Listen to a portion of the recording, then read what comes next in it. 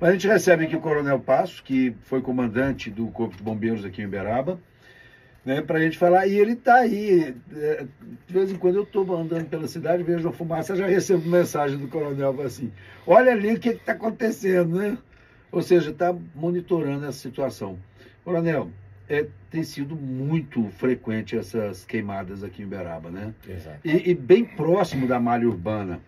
E isso, eu até queria começar perguntando, porque o senhor é da área também da segurança. Isso é crime, não é? Sim. Bom dia, seja bem-vindo ao Pingo do Jota. Bom dia, Janete. Bom dia, Larissa. Bom dia. Sempre um prazer tê-lo com a gente, Obrigado, Passos. obrigado.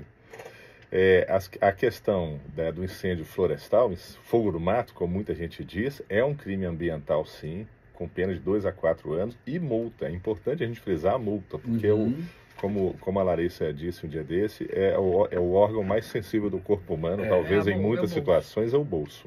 Então é importante frisar que há multa prevista para esse crime. E o que a gente vê de reflexo é essa contaminação ambiental, né? A professora Ana estava comentando agora há pouco do monitoramento da qualidade do ar. E a qualidade do ar é exatamente uma das constatações do tipo de poluição que as queimadas causam. E a gente fala genericamente queimadas, mas existe uma diferença de queimada, que é aquele fogo ateado de forma planejada, controlada, e o incêndio, que é aquele que perde o controle, que está na capa do jornal de hoje, inclusive. Então, as queimadas, elas têm uma forma técnica de ser feita, ela tem um objetivo específico, toda uma legislação que permite fazer em determinadas situações. Então, a gente fala queimadas de maneira genérica, mas é importante. O que nós estamos falando aqui, de fato, são os incêndios, todos eles criminosos. O difícil é a gente individualizar, né? E como é que a população tem que ajudar, né? Exato. Falar assim, olha, foi fulano ali que pôs fogo. Pois é. Mas isso é muito difícil, né? Porque às vezes você fica com aquele medo, às vezes você viu seu vizinho colocando, você não quer se indispor de uma forma, né? Larissa, existem 2 canais, ou pelo menos 2 canais para a gente tratar desse assunto. O primeiro deles é que quando há um incêndio, é possível acionar o Corpo de Bombeiros para fazer o combate. É necessário fazer porque é um perigo muito grande. O vento vira de direção, tem uma série de coisas no meio do mato ali que você não sabe o que é, animais, inclusive fugindo das chamas. Então, através do número 193, acionar o Corpo de Bombeiros em qualquer lugar do país, é sempre esse o número. E o outro em Minas Gerais, que é o número 181, que pode ser feita a denúncia anônima. Essa é muito importante. Então, a gente realmente precisa olhar ao redor, porque se a gente deixar toda a fiscalização por conta do Estado, ou a nossa segurança depender da fiscalização do Estado em qualquer âmbito, nós estamos fadados a só ver a situação melhorar em 2042, viu, Genaro? Porque eu aprendi logo mais cedo aqui que é quando a população vai diminuir. Então aí nós teremos redução de incêndios, né? Tá, Coronel, ou não, né? Vai que fica os incendiários para trás. Pois é. Mas eu quero perguntar, é possível o mato ali pegar fogo sozinho? Não.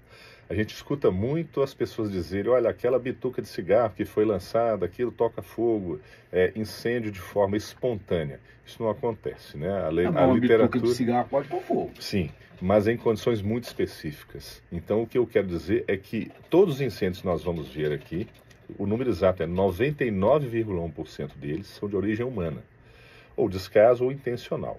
E a nossa vivência mostra que a imensa maioria são intencionais. Então não é a bituca de cigarro lançada. Alguém para o carro, vai lá e põe fogo. Alguém está passando, põe fogo. Ou vai jogando lixo. Também, né? É amigo do Jerico. Mas aqui eu quero voltar na questão da individualização. Suponhamos que eu quero contar que eu vi o Genário colocando fogo no pasto da casa dele. O que eu preciso? Você precisa ligar no 181 de forma anônima e relatar exatamente dessa forma. Esse é o endereço, a situação é essa, e dar essas informações. Mas isso serve como prova contra ele, Passo? Sim, é o início, o serviço de 181 existe para denunciar crimes de várias naturezas. Esse, inclusive, é um crime ambiental. Mas é melhor ela ligar para o bombeiro primeiro, para ele apagar o fogo, né? A gente põe um para ligar para o bombeiro e o outro liga para a denúncia, né? E todos os incêndios, eles começam do tamanho de um palito de fósforo. Mas rapidamente ele se torna essas imagens terríveis que a gente vê. Então é necessário, o quanto antes, acionar o serviço de combate a incêndios do Corpo de Bombeiros. Quando a gente é menino, a gente adora brincar com fogo. Eu era um deles. Tanto que o pai e a mãe da gente... Tanto que virou bombeiro. Tanto que o pai e a mãe da gente falam assim, menino, para de brincar com fogo, você vai me fazer xixi na cama. Nossa, eu escutei demais isso. Pois é. E aí a gente brincava com um negócio, a gente pegava assim um fundo de garrafa no papel e punha no sol para aquele reflexo pôr fogo no papel. Sim. É uma das situações. Pois é, um vidro que eu jogo lá no meio do mar, ele pode causar uma ignição? Genaro, pode numa condição assim, laboratorial muito específica. A gente, quando era menino, também brincava com fogo. Acho que fogo atrai muito, né? É uma beleza terrível, mas é atraente. Mas para você ter essa condição, tem que ter o combustível vegetal numa condição de umidade muito baixa. Você tem que ter uma incidência do raio de luz num certo ângulo. Então é muito forçado. Uma coincidência perfeita. Né? Então, o que a legislação... Porque era difícil a gente acertar o alvo ali. Haja tempo, né? E paciência. Tanto é que a literatura, ela traz como causas de incêndios naturais no Brasil apenas os raios. Então, em tempo de chuva, se houver um incêndio, foram os raios, provavelmente. Fora isso, o que sobra de causa natural são vulcanismos, que não existe no Brasil, e ainda mais raro ainda são as quedas de corpos celestes, um meteorito ou coisa parecida. Aí nós estamos falando da exceção da exceção. Então, como isso não acontece, o que sobra são as ações humanas. A pessoa que põe fogo lá no amontoado de folhas e perde o controle, aquela folha é soprada pelo vento, né? Eu trouxe aqui até um anemômetro portátil para mostrar que o vento nessa época do ano é muito forte. Então o incêndio florestal, ele tem um tripé que é a condição do combustível estar presente ali, a condição climática, que o vento faz com que as chamas se desloquem muito rapidamente, né, e fiquem muito altas, e o relevo. O relevo a gente não consegue mexer, está posto aí. Graças a Deus, na nossa região, o relevo é muito plano, porque o fogo morro acima é muito mais difícil de controlar. Sem dúvida. Agora venta muito também. Venta muito, exatamente. Esse é o ponto. Então, o vento nessa ocasião, ele é muito forte, né? Então, ele chega a ter rajadas, eu estava conferindo no site do IMET agora cedo, a rajadas de 40, 50 km por hora nessa época do ano. E em setembro, a notícia não é das melhores. Em setembro, tudo que a gente vê queimar no ano inteiro, até agosto, é metade do que vai queimar, é o mesmo número, mesma quantidade que vai queimar em setembro. Setembro está mais seco ainda. Né? Então, para ficar claro, em setembro, as queimadas representam metade do dano ambiental, metade da área queimada de um ano inteiro. Então, isso todo ano? Todo ano. O dado histórico é esse, porque é o final do período chuvoso, então a umidade relativa do ar está muito baixa, o vento ainda está muito forte e acaba acontecendo isso. E a gente precisa então saber disso, porque só apagar fogo não dá, a gente precisa prevenir, porque senão a gente, como a professora falou agora há pouco, a cada queimada registrada ou a cada grande incêndio, a literatura mostra que existe um aumento de internações respiratórias de pelo menos 9%, o que é muita coisa. Que acaba sendo um prejuízo para todo o estado, né? Exato. O Cerrado, ele teve um aumento, o Cerrado as pessoas confundem e dizem assim... Talvez foi o bioma mais queimado esse ano, foi o Cerrado, né? Então, assim, aumentos de 33% de aumento no bioma. O aumento olha que número impressionante, 61% de aumento de focos de incêndio do ano passado para esse ano, considerando o mesmo período. Então, de 1º de janeiro até 22 de agosto, 61% de aumento. Esses números contrastam com os números do Corpo de Bombeiros, porque o Corpo de Bombeiros mostra dados de atendimentos, e nem todos são atendidos, claro, é humanamente impossível. Então, a demanda só vai aumentar. E a gente querer aumentar a estrutura de combate não é muito inteligente. A gente precisa investir em prevenção. E a prevenção, como várias coisas da cidade, elas vão esbarrar na civilidade, vão esbarrar na compreensão que as pessoas precisam ter, que se ela botar fogo ali, ela vai comprometer o ar que ela está respirando, que a família está respirando, que os bebês estão respirando, e o prejuízo é coletivo. Com relação a essa questão da prevenção, Passo, como que é feito hoje, né? Porque eu me lembro de um projeto que havia sido elaborado junto com os produtores rurais, com uma brigada fornecida o treinamento de brigada fornecido pelo Corpo de Bombeiros. Como que é feito esse trabalho de prevenção? É fundamental que cada pessoa cuide, e a legislação ambiental ela fala dessa forma, cada pessoa é responsável pela sua área. Então ela precisa ter certos cuidados. E as melhores práticas disponíveis são você fazer um aceiro, que é uma área livre, quase uma estrada que você vê no limite das fazendas. Isso ajuda muito, porque você quebra a continuidade ali da vegetação. Você precisa ter pessoas que saibam atuar. Mas dependendo do vento, o fogo pula um aceiro. Pula, mas pula muito, Genara. Por isso o vento é um fator importante. Nós temos relatos de o vento soprar fagulhas a mais de quilômetro. Então, um aceiro, a regra é que ele tenha 2 vezes o dobro da altura da vegetação. Então, se você tem a vegetação de 1 metro, 2 metros de largura. Só que com o vento isso aí fica irrisório, né? Nós estamos dizendo aqui de fogos que foram avistados assim a mais de quilômetro. Então, ter pessoas capacitadas ali para fazer, porque existem várias técnicas de combate. E as brigadas, elas são treinadas habitualmente pelo Corpo de Bombeiros, o Senar tem cursos de treinamento de brigadistas também, e tem que ser rápido, porque existe esse delay entre você detectar e fazer o combate, são áreas rurais, né? O deslocamento é muito grande, então é preciso ter pessoas espalhadas, pulverizadas, para fazer o combate rápido, porque evitar que aquela pequena fagulha vire um incêndio monstruoso. E quantos atendimentos são feitos? Desculpa, Genara, eu te interrompi de novo, né? Quantos atendimentos em média são feitos por dia aqui em Uberaba? Eu não tenho esse número de pronto, mas são dezenas. E o que acontece é o seguinte, muitas vezes a equipe vai para um incêndio e logo ao lado tem outro. Então ela já emenda, não dá tempo nem de pegar muitos dados, já emenda outro. Então, assim, as equipes nessa época do ano, ela fica assim, extremamente desgastada. As equipes de bombeiros aqui, elas muitas vezes até o serviço burocrático ele é reduzido ou até fechado em alguns dias para todo mundo se concentrar. Rua, né? E fica todo mundo ali, sabe? Assim, é uma peleja. O Anselmo está aqui, ele até está registrando uma reclamação. Ele falando o seguinte, que colocaram fogo anteontem, tá lá no Ilha do Marajó 3, e eles ligaram para os bombeiros, o fogo estava quase entrando nas casas, aí os bombeiros pediram foto. Aí ele está até falando, ao invés de socorrer, pediram foto. Às vezes acontece, porque às vezes eles estavam mobilizados no outro incêndio, né? Pois é, como eu disse, né? A mesma questão que a gente vivia na pandemia, que é um caso muito agudo, uma quantidade enorme de casos num período muito curto, nessa época os bombeiros passam por isso. Então você tem uma infinidade de ocorrências para atender.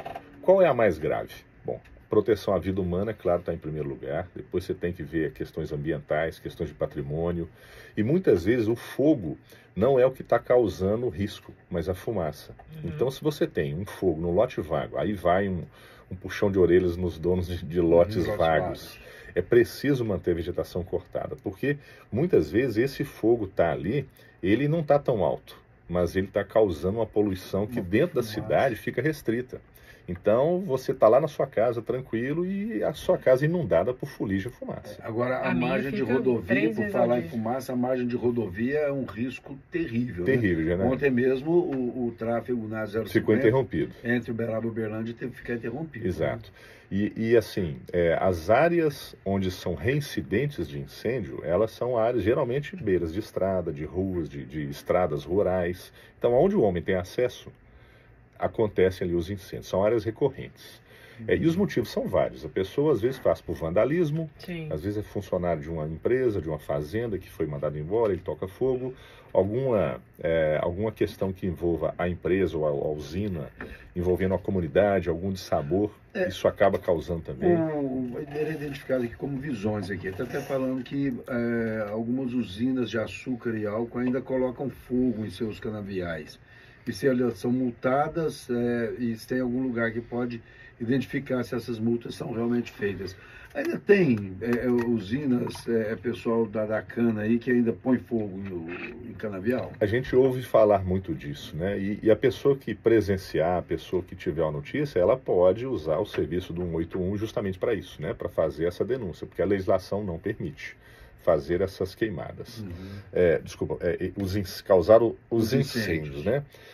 Mas a legislação ela vem sendo atualizada, porque em algumas situações, aí sim as queimadas podem ser autorizadas. Então, os indígenas fazem há milhares de anos já atear fogo previamente, antes do período crítico, para que você reduza a altura da vegetação, para que, numa eventualidade, você tenha condição de uma condição melhor de controle do fogo. Por que isso?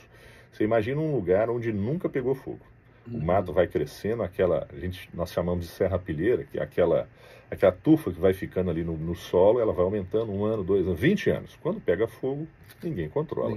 Então, uma certa periodicidade é possível. Então, isso exige um estudo técnico, com engenharia florestal, uma porção de coisas, para queimar especificamente, muitas vezes, o que está no solo, para preservar as árvores. Então, existem formas de fazer queimadas, muitas vezes elas são necessárias, para que você não tenha situações de risco à vida. Nós temos aqui relatos no Triângulo Mineiro de incêndios onde houve morte de funcionários. Próxima Conceição aqui, Próxima né? Conceição. Então o ônibus avançou, exato, é muito... E a gente não pode ceder ao risco de ver o que aconteceu, e eu queria chamar para ser uma coisa muito marcante mesmo. Em Portugal, houve um incêndio florestal gigantesco em que morreram 57 pessoas na rodovia. Então nós temos aqui canaviais, uma série de outras plantações que são permeadas por estradas que passam vans escolares, que passam veículos, pessoas que moram... Porque às vezes não é a usina que colocou fogo ali, né? Exato. E um canavial, ele é um barril de pólvora, né? É um barril de palha. De palha. Nessa época está super seco. Exato. Eu me envolvi num mestrado justamente nessa área para estudar a questão dos canaviais especificamente, porque é um risco muito específico e uma dificuldade muito grande de combater. E você, quando tem uma plantação, todo aquele talhão, toda aquela área, as plantas têm a mesma altura, a mesma idade e a mesma característica. Então o fogo ele se desloca ali de uma forma distinta do que de uma área nativa, onde você tem uma grama, um arbusto, uma árvore maior, uma árvore de grande porte. Chega num momento o fogo fica mais lento, exato. No outro mais rápido. Nas plantações, isso é uniforme. Então, seja canavial, milho, nós temos aqui muitos eucaliptos, por exemplo, né? A silvicultura é muito forte aqui na região também. Então, tudo isso resulta em dano ambiental. Tá, quer dizer, agora, viu alguém pondo fogo, denuncia. Tem que denunciar e a gente vai tentando sensibilizar, principalmente as crianças, para que já cresçam com essa E vai ajudando o pai, né? O senhor está com um saquinho aí na mão? Sim. Mostra lá para quem está nos acompanhando pela internet. Para quem está acompanhando pela internet, né, tá vendo a imagem? Parece aí um açúcar verde aí. Isso. Podia ser pedra preciosa, não, tá parecendo um sal grosso de churrasco. Verdade. Para sexta-feira, né? Para sexta-feira é uma boa. Bom lembrete. Mas o que é isso aí? Isso aqui é um aditivo que pode ser colocado na água de combate aos incêndios, que nós chamamos de retardante de chama. Eu mandei uns vídeos, inclusive, onde tem lá um combate aéreo, onde um avião lança uma água colorida. E aquela água colorida, ela tem justamente esse retardante de chama. Não, esse aí, vamos por partes então. Esse incêndio aqui foi justamente numa instalação lá no Distrito Industrial, há alguns anos atrás, uns 3 ou 4 anos atrás. A gente pode ver a força do vento, olha só. A fumaça, ela chega a correr praticamente paralela ao solo, não faz aquele tufo de fumaça vertical que a gente costuma ver. Então, vocês imaginem a distância que uma fagulha como essa vai alcançar lá na frente. Então isso é muito crítico, né? Se quiser pular para o próximo, olha só, o que nós estamos falando de dano ambiental é isso aí, né? Uma fagulha, ela pula muito longe e deixa toda essa fumaça aí para os nossos pulmões. Aí é um fogo numa plantação, né? Exatamente. Uma plantação já bem seca, certamente até recebeu herbicida para fazer a colheita. Exatamente. E pegou fogo. Pegou fogo. Então, assim, Mas isso é recente, Passo? É recente.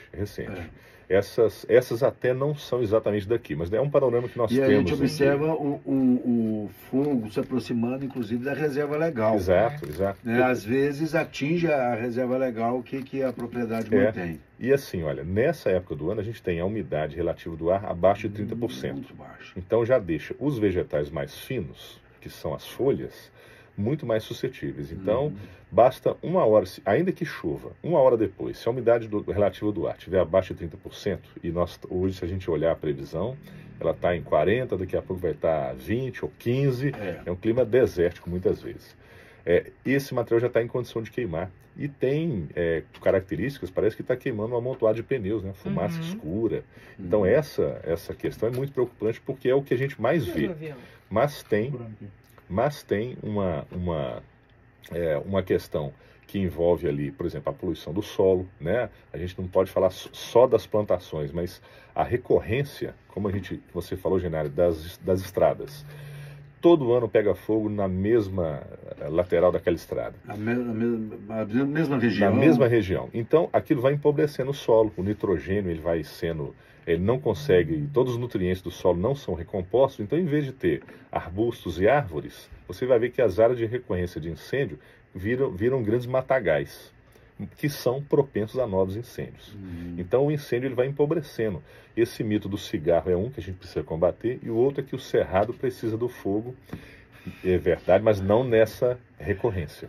O cerrado é um bioma muito bonito. Eu sou apaixonado pelo cerrado. Sim. Até porque quando eu tenho alguns lugares que eu vejo que pegam fogo quase que todo ano, mas dá 2 chuvas, depois 3 chuvas, ele fica verde, fica bonito, ele se recupera, ressuscita. Pois é. Né? E imagina, se não tivesse pegado fogo, tanto que ele ficaria muito mais bonito ainda. Talvez a Larissa não vai lembrar de um verso, mas tem um poeta que falou assim, ó, nem tudo que é torto é errado. Veja as pernas do Garrincha e as árvores do cerrado. Olha, graças a Deus não Você é não da vai minha lembrar época quem é isso aí, Garrincha. O Genário eu acho que sabe. Que isso, eu acabei de fazer 18. É um bioma muito bonito. Muito bonito. Você encontra variedades. Para quem gosta da Serra da Canastra, sabe o que é um cerrado. Exatamente. Mas ele, de fato, precisa, mas como eu disse, não nessa recorrência. Então, aliás, eu falei aqui da Serra da Canastra, regiões de serra, bem complexo. A gente assistiu agora essa semana uma devastação na Serra do Curral, lá em Belo Horizonte, oferecendo até risco, porque a Serra do Curral está bem próximo da água. Trabalhei muitos anos lá em BH, era uma área assim, muito complexa. E a Serra do Curral quase todo ano tem problema. É porque tem população perto, né? Então, onde não tem população, não tem fogo. E é interessante, eu falei a Serra da Canastra, né? A partir do momento em que a serra passou a ter um controle maior de acesso, praticamente todos os anos tinha algum incêndio lá. Esse ano ainda está tranquilo.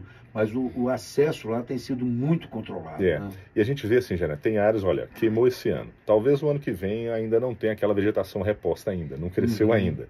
Então queimam outra área. Mas o que é muito característico?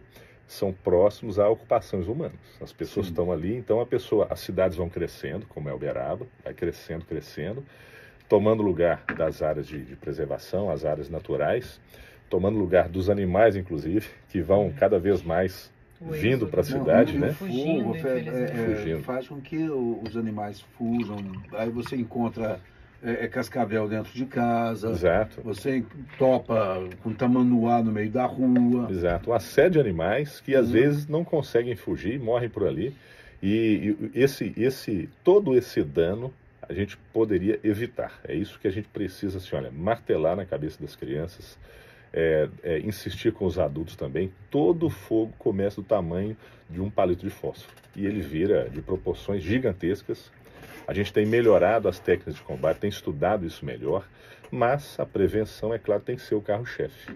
E a prevenção passa por a gente se fiscalizar. Do mesmo jeito que a gente fiscaliza as pessoas não gastarem água lavando a calçada, não jogar lixo na rua, usar cinto de segurança, tudo isso aí é civilidade. E passa pela escola. E a gente tem realmente que insistir, né? Porque todos pagamos o preço. Sem todos sombra de pagamos o dúvida. preço. Sem sombra de dúvida.